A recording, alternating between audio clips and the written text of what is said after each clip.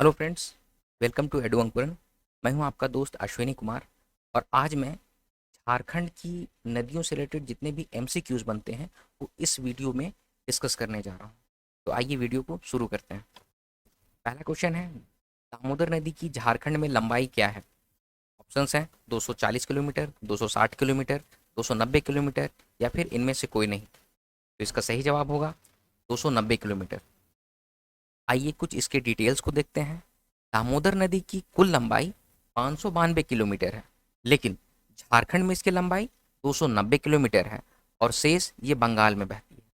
तो अगर क्वेश्चंस में इस तरह से पूछे जाए कि दामोदर नदी किन दो राज्यों से होकर बहती है, तो ये पता होना चाहिए कि दामोदर नदी झारखंड और बंगाल से होकर बहती है। ठीक है, आइए नेक्स्ट क्वेश्चन। झारखंड के सबसे प्रदूषित नदी कौन है? ऑप्शंस हैं स्वर्णरेखा, बराकर, दामोदर या फिर ब्राह्मणी। तो इसका सही जवाब होगा दामोदर नदी। आइए दामोदर नदी की कुछ डिटेल्स को देखते हैं। मैं अपनी इस वीडियो में दामोदर नदी की जितने भी फैक्ट्स हैं वो आपके सामने रखने की कोशिश कर रहा हूँ। इसकी कुछ डिटेल्स को देखते हैं। दामोदर नदी झारखंड की सबसे लंबी नदी है। यह लातेहार के टोरी से निकलती है और बंगाल की खाड़ी में मिलती है। ठीक है, इसे देव नदी भी कहा जाता है और इसे बंगाल का शोक के नाम से भी जाना जाता है। ठीक है, और इसका स्रोत क्या है? छोटा नागपुर का पठार। और ये मुहाना क्या है, यानी कहाँ पर जाके मिलता है, ये नदी कहाँ पर जाके मिलती है? तो ये है बंगाल की खाड़ी। ये थे दामोदर नदी के कुछ डिटेल्स। आइए नेक्स्ट क्वेश्चन पे चलते हैं। पराकर, बोकारो, कोनार और भेड़ा किसकी सहायक नदियां हैं? आपके ऑप्शंस हैं दामोदर, ब्राह्मणी, स्वर्णरेखा या फिर इनमें से कोई नहीं। तो इसका सही जवाब होगा दामोदर नदी। इसकी कुछ डिटेल्स को देखते हैं कि दामोदर नदी की कुल लंबाई 592 किलोमीटर है और इसकी झारखंड में लंबाई 290 किलोमीटर है। ये हमने पिछले प्रश्न में देख लिया है। आइए इसकी सहायक नदियाँ जो हैं, कोई भी अगर नदी है तो इसकी सहायक नदियाँ या तो फिर दाएं की ओर आके मिलती हैं या तो फिर बाएं की ओर आके मिलती हैं। तो दामोदर नदी की जो जो सहायक नदी है, जो दाएं की ओर आके मिलती है, उसका नाम है शाली नदी। ये पश्चिम बंगाल में दामोदर नदी में मिलती है। और बाएं की ओर इसमें जो मिलने वाली सहायक नदियां हैं वो है बराकर, कोनार, जमुनिया और नुनिया।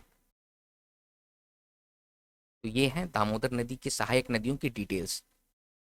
आइए नेक्स्ट क्वेश्चन पे चलते हैं। धनबाद एवं गिरिडीह किस नदी के तट पर बसे हुए हैं? आपके ऑप्शन हैं सोन, बराकर, स्वर्णरेखा और दामोदर। तो इसका सही जवाब हो जाएगा दामोदर नदी। अभी के कॉम्पिटिटिव एग्जामिनेशंस में इस तरह के क्वेश्चंस बहुत ज़्यादा पूछे जाते हैं कि कौन सा शहर, कौन सा जिला किस नदी के किनारे अवस्थित है। ठीक है, तो धनबाद एवं गिरिडीह किस नदी के तट पर बसे हुए हैं? तो इसका सही आंसर है दामोदर नदी। नेक्स्ट क्वेश्चन, जमशेदपुर शहर किस नदी के किनारे अवस्थित है? आपके ऑप्शंस हैं दामोदर, बराकर, स्वर्णरेखा या फिर सोन नदी। तो इसका करेक्ट आंसर होगा स्वर्णरेखा नदी। इसकी कुछ डिटेल्स को देखते हैं। जमशेदपुर शहर स्वर्णरेखा और खरकई नदी के समागम पर अवस्थित है। जमशेदपुर, जिसे हम लोग टाटा नगरी के नाम से भी जानते हैं, स्टील सिटी ऑफ झारखंड के नाम से भी जानते हैं, वो किन दो नदियों के समागम पर अवस्थित है? तो स्वर्णरेखा और खरकई, खरकई नदी। आइए नेक्स्ट क्वेश्चन पे चलते हैं। झारखंड की एकमात्र नदी जो स्वतंत्र रूप से बंगाल की खाड़ी में गिरती है। आपके ऑप्शंस हैं स्वर्णरेखा, बराकर, दामोदर या फिर सोन नदी। तो इसका सही जवाब होगा स्वर्णरेखा नदी। के कुछ डिटेल्स को देखते हैं।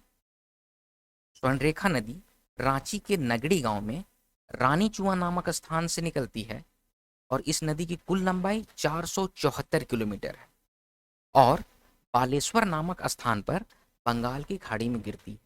तो अगर क्वेश्चन में ये पूछा जाए कि स्वर्णरेखा नदी किस स्थान पर बंगाल की खाड़ी में गिरती है या बंगाल की खाड़ी में मिलती है या बंगाल की खाड़ी में अपना मुहाना बनाती है, तो इसका करेक्ट आंसर हो जाएगा बालेश्वर। ठीक है, आइए नेक्स्ट क्वेश्चन पे चलते हैं। स्वर्णरेखा नदी का उद्गम किस स्थान से होता है? ऑप्शन है नगड़ी रांची, टोरी लातेहार, चैनपुर गुमला या फिर इनमें से कोई नहीं। तो अभी हमने पिछले प्रश्न में देखा था कि स्वर्णरेखा नदी का उद्गम नगड़ी रांची से होता है, यानी इसका सही जवाब होगा नगड़ी रांची। आइए नेक्स्ट क्वेश्चन पे चलते हैं। जुमात, रारू, कांची, खरकई, करकरी, कर्रू किसकी सहायक नदियां हैं?